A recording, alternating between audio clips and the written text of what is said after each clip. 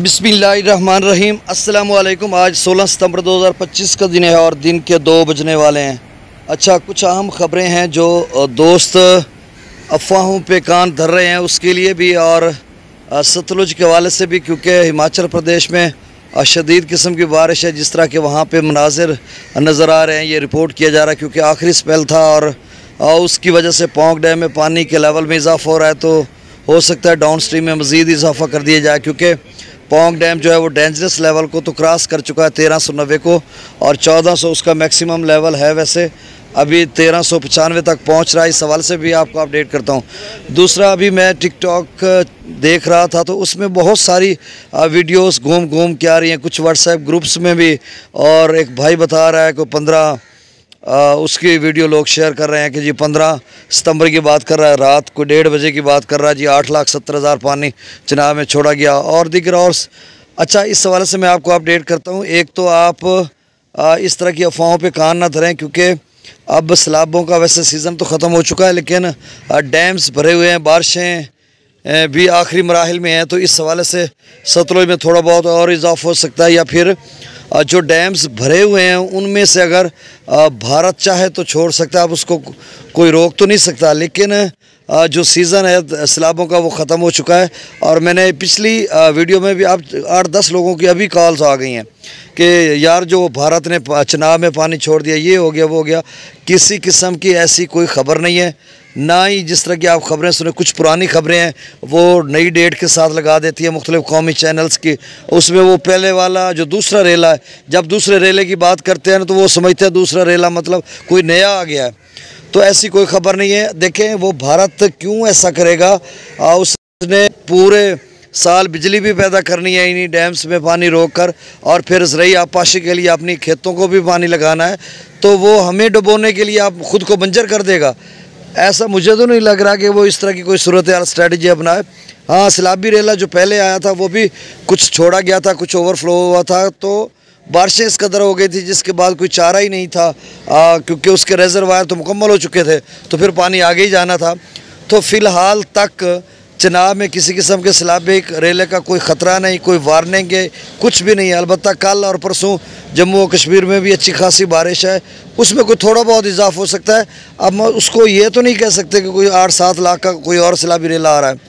बाकी जो ये सैलाबी रेले थे इन्होंने शदीद किस्म की तबाही की है। अलीपुर की जो बाद में कल 11 लाशें मिली हैं, और वहाँ पर जो सूरत हाल है तो इंतहाई तकलीफ़ दे, कर्बनाक और दर्दनाक है। जब वो मनाज़िर हम देखते हैं तो दिल दहल जाता है कि इस कदर। हालांकि अब 2025 में इस तरह का नुकसान कैसे हो सकता है जब सोशल मीडिया का दौर है, डिजिटलाइजेशन का दौर है, पता चल रहा होता है और लाइव मंजर दिखा रहे होते हैं कि खान की बार इतना पानी 11 लाख है, कादराबाद पे 11 लाख, त्रिमू पे इतना बना, फलां पे इतना बना, सतलुज में इतना है, रावी में इतना है, चिनाब में इतना है।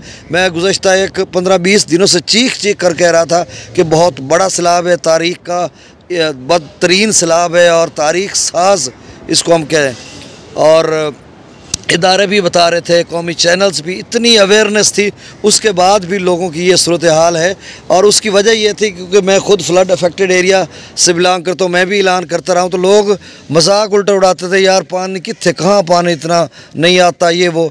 और फिर जब आया, पता चल गया, फिर भी बैठे रहे। उन्होंने कहा जी नहीं, यहाँ तक आएगा 2014 वाला, 1988 वाला, 2023 वाला, 2022 वाला, यहाँ तक आया तो अब क्या होना। और भाई वो क्या हुआ, फिर ऐसा आया कि लोग रात को, हम अपने फाजिल शाह 0 पॉइंट की, ये लोगों ने अभी कॉल्स की है ना, नहीं तो मैं मुख्तसर वीडियो बना रहा था, सिर्फ डाटा ही बता रहा था। अब बार बार कॉल्स आई तो फिर मुझे ना ये वीडियो बनानी पड़ रही है लंबी थोड़ी सी बताने के लिए। देखें, रात को जिस रात पानी बढ़ा और इस कदर बढ़ता गया, जब मेरा गला भी बैठ गया था, लोगों को इन्फॉर्म कर रहा था, लोगों को बुला रहा था, हमारे अपने इलाके फाजिल शाह 0 पॉइंट की मैं बात कर रहा हूँ, तो उस वक्त 8 से 10 मोटर बोट्स जो हैं वो यानी ऑपरेशन कर रही थी और हंगामी बुनियादों पर लोगों को बाहर निकाल रही थी। उस लेवल पे जाकर उन्होंने वो निकले जब उन्हें पता चल रहा था कि अब हम डूब रहे हैं, अब हम डूब जाएंगे, मर जाएंगे, तो अब हम निकलना चाह रहे हैं। तो शायद इसी तरह की सूरत हाल अलीपुर, मुजफ्फरगढ़ या जलालपुर पीरवाला की होगी, और लोग आखिरी लेवल तक बैठे रहे। और जब उन्हें पता चला कि यार ये तो बहुत बड़ा सैलाब है और था भी बहुत, टाइमिंग मिली हुई थी। यहाँ से रावी और चिनाब का इतना पानी कि आगे सतलुज भी भरा हुआ था। 1,21,000 तो इस्लाम से डाउन स्ट्रीम था, तो 1 लाख तो कम से कम जलालपुर पीरवाला में पहुँच रहा था।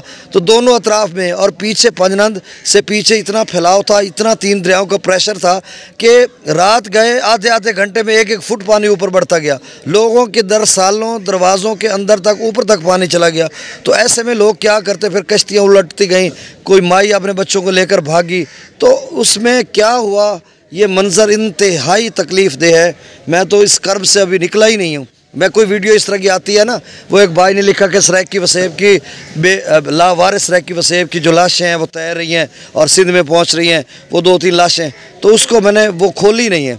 मैं वीडियो देखता ही नहीं हूँ कि मैं इस कदर, क्योंकि मैं बड़ा नाजुक और हसास सा हूँ और यानी किसी का दुख बर्दाश्त नहीं कर सकता।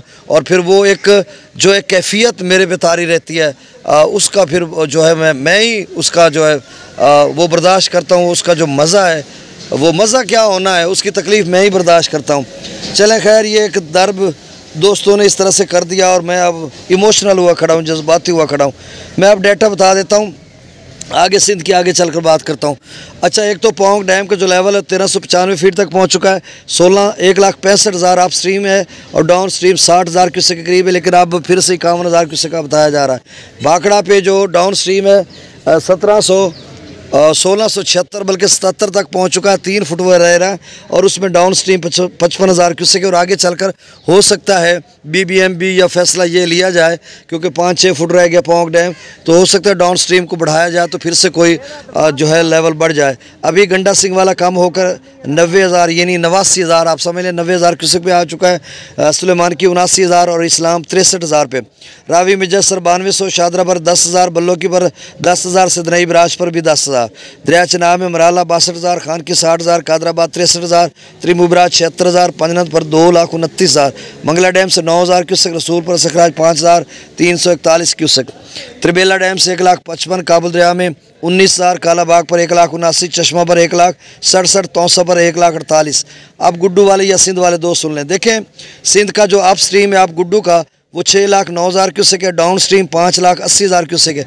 और ये मैं गुज़श्ता कई घंटों से 2-3-4 दिनों से कह रहा था कि गुड्डू का लेवल बहुत कम रफ्तार में नीचे होगा, ये नहीं कि एकदम से नीचे जाएगा। आप देखें 36-48 घंटों में गुड्डू का लेवल कितना कम हुआ है, 6,06,000 पे गया था और 5,80,000 पे आया, सिर्फ 26,000 क्यूसेक कम हुआ है।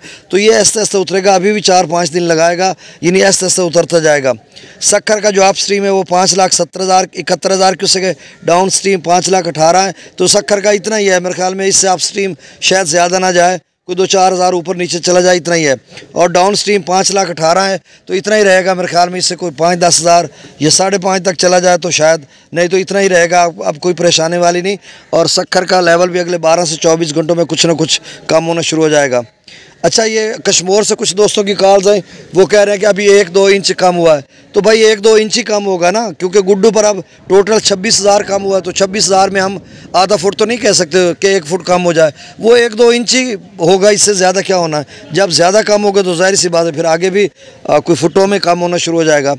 अब कोटड़ी पर जो अप स्ट्रीम है वो 3 लाख क्यूसेक है, डाउन स्ट्रीम 2,89,000 यानी 2,90,000 क्यूसेक, तो 3 लाख पे कोटड़ी पहुँच चुका है।